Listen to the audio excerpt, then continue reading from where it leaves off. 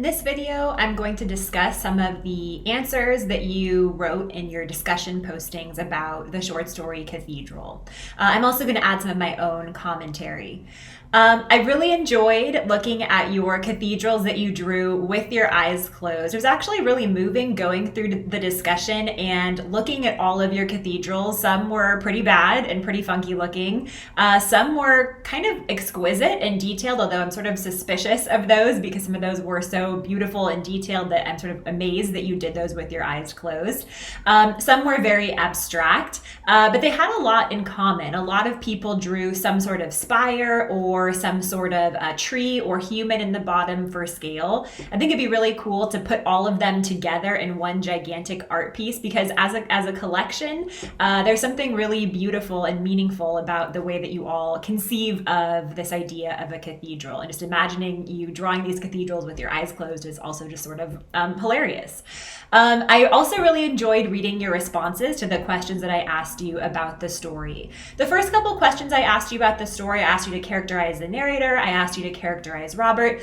Those answers are pretty straightforward, so I'll kind of breeze through those. I want to focus, though, on the end of the story and that last question that I asked you about altered states or transitions, because when you read through the story a second or a third time, you'll notice that there are all sorts of references to transformations, physical transformations, as well as mental or spiritual or emotional transformations.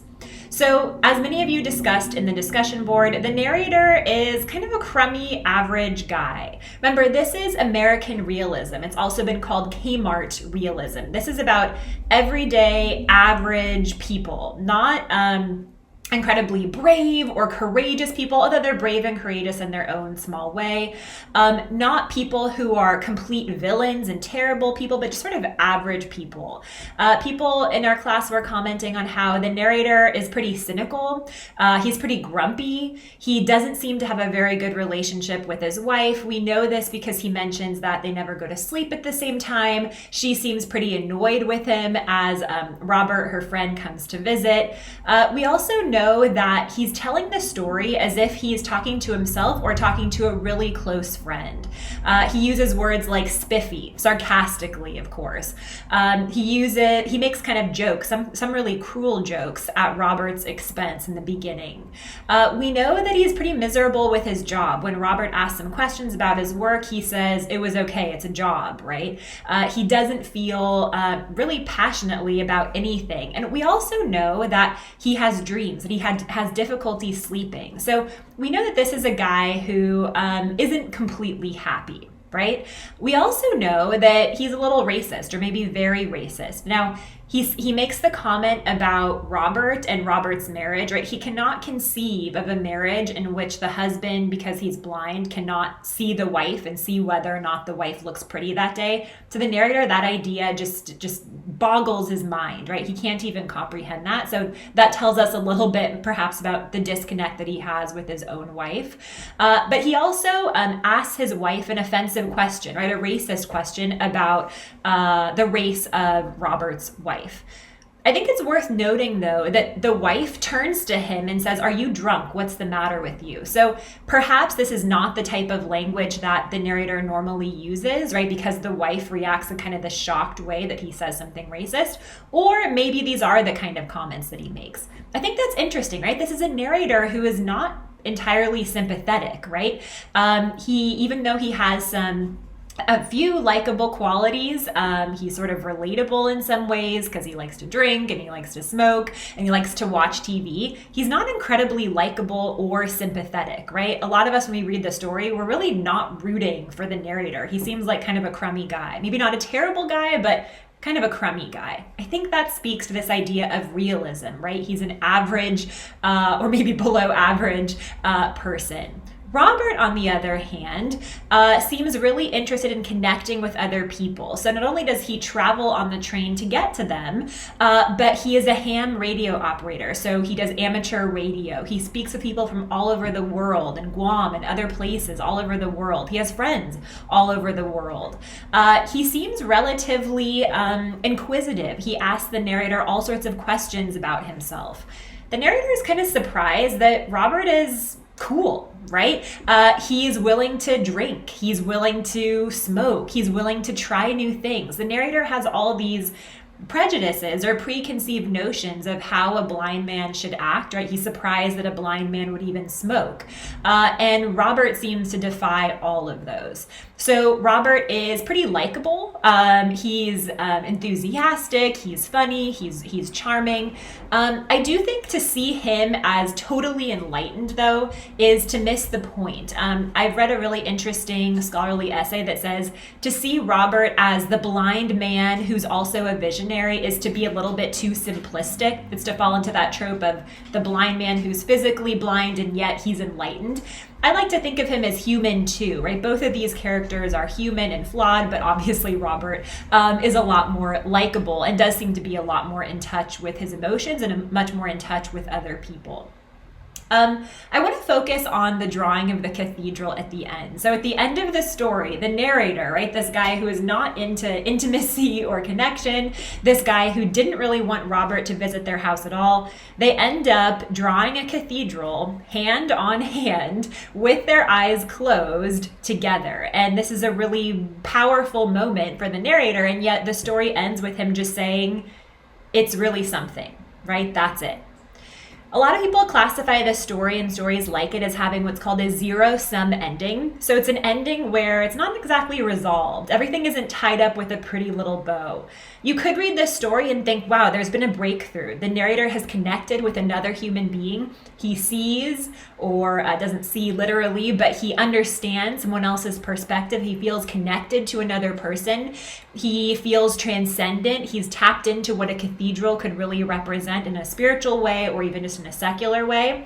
Or you could say, no, he's just kind of high, he's been drinking a lot, he's also really sleepy, that this wasn't anything special, that the next day he's going to go about his business being kind of the crummy, ordinary guy that he is. So I think that's what makes the story really interesting, though, is it could go both ways. Because in real life, if you have some sort of epiphany or moment of connection or transcendence, the next day you might wake up wondering if it really was an epiphany, right? Or maybe something was just a coincidence. So I think this gets to this idea of realism. The story could end in this grand way, but it also could just be two people who have had a lot to drink and who have been smoking a lot, and nothing's really going to change. It could go both ways. I asked you to think about why a cathedral, right? This is a work of fiction, so Raymond Carver could have had them draw anything he wanted, right? So they're drawing something based on the TV show. Robert asked the narrator to help him conceptualize of a cathedral because on the TV program that they're watching, the narrator of the TV show is describing a cathedral, and the show is panning in on various cathedrals. So the narrator has a really hard time with this, right? He says a cathedral doesn't really mean anything to him. He starts off describing just the physical features of a cathedral, but he can't quite capture it because he says a cathedral doesn't have any significance to him, right? It's just something to look at on late night TV, some program of people going through Europe looking at cathedrals. But Robert is able to get him to draw a cathedral and experience something a little bit different. And the narrator keeps his eyes closed, even when the wife wakes up and she's pretty shocked to see the two men drawing this cathedral in this intimate way together. The narrator keeps his eyes closed. He says, I thought I'd keep them closed a little while longer. I thought it was something I ought to do. My eyes were still closed. I was in my house. I knew that, but I didn't feel like I was inside anything. It's really something, I said. And then the story ends. So of course the narrator, who is not a master of communication, describes it using an understatement. It's really something, right? This cliche and this understatement, because he can't quite, none of us can really capture articulately when we've experienced some sort of moment of connection or some sort of epiphany. But the fact that he doesn't feel like he's inside anything maybe suggests that he's having some sort of out-of-body experience, or he's transcending something, or he's connecting to another person and not just thinking about himself. Or some students brought up that since a cathedral is something that people who are pious visit on a weekly or even daily basis, something that's taken hundreds, sometimes multiple generations of people to build, something that towns are centered around, especially medieval or Renaissance towns are centered around a cathedral. It's a center of spiritual life, but also culture and connection. The fact that cathedrals stand the test of time. A lot of the cathedrals that we go visit have been around for 600 years. There's something about a cathedral, even if it doesn't represent being in touch with God, that to a lot of people represents something sacred or something calming or something greater than who we are just as an individual. So I think the fact that it's a cathedral as opposed to, I don't know, the Eiffel Tower or an office building or a school, I think the fact that it's a cathedral that's so symbolic is interesting here, right? It tells us that the narrator is connecting with something spiritual or outside of himself that he wouldn't normally connect with. I want to talk about communication. If you read through the story, like I said, you'll see all these references to communication, especially when it comes to Robert. Robert is a really effective communicator. So he communicates with the narrator's wife through these tapes that they send back and forth. The wife tries to communicate her emotions with poetry that the narrator says he doesn't really get and doesn't really care to get that much. The wife, back when she was younger, how she met Robert is she worked for him, reading aloud documents so that he could do his job in the social services department. So reading, obviously drawing at the end of the story when they draw together, the fact that Robert is an amateur radio operator, there's references to a newspaper clipping, and of course the TV. So there's all these references to communication throughout the piece. I was really shocked when I looked back and found all these references to communication. So some readers think that this story is about just connection between two people. I think you could also argue that it's about learning to communicate in a very different way. This narrator does seem to have some communication difficulties, to put it mildly, and maybe in communicating without words, right, silently, at least at the very end, and with his eyes closed and withdrawing, he's learned to communicate a little bit better. I also think the altered states are worth noting. So we have the wife that goes from being awake to being asleep, right on the couch between the two of them. We have an entire paragraph devoted to the characters stuffing their faces, right? They eat and eat and eat. They eat strawberry pie, they eat scalloped potatoes, they eat green bean casserole or something like that. And Carver goes to great lengths to describe the food that they're eating, right? A lot of references to food and being stuffed. Also references to drinking, right? The narrator is taken aback that Robert is a Scotchman and likes kind of a cool, stereotypically masculine drink. Smoking, traveling, seeing, and touching, right? We have the reference to the narrator's wife when she left Robert.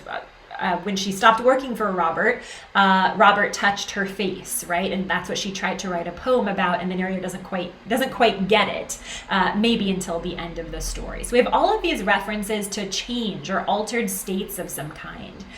Why do you think that is? Well, I think it speaks to this idea of American realism, right? That we don't quite know if there's been an epiphany at the end, and that's just how life is, right? We're just average people. Some of us are crummy people, and we don't quite know if we've changed, if there will be a transformation or a moment of epiphany, or if we're just going to wake up and be the same old person that we were before. It also makes us question whether or not this happened exactly the way that the narrator says that it happened, because he's been drinking and smoking and gorging himself. Or maybe it tells us something about just change and transformation in general and how it is indeed possible. That's what some students in the class brought up. The last thing I want to point out is this question of what's a cathedral without people that Robert asks the narrator. Some students see Robert as actually understanding what a cathedral is completely, but he's doing this exercise with the narrator to help the narrator. Other students think that Robert really does want to know what a cathedral looks like, and that's why they're doing this, or maybe a combination of both. But the fact that the narrator says, Robert says, what's a cathedral without people? I really love this line. That's the golden line that I take away from it, because I think this isn't really about cathedrals. I don't think this is really a religious story, in my view. I think it's a people story. I think it's about human connection. Even this really minor, small moment of connection can offer some sort of salvation or some sort of transcendence. To me, this story is about not the cathedral itself, not the beautiful structure and the beautiful architecture. I think it's about human connection. What do you think?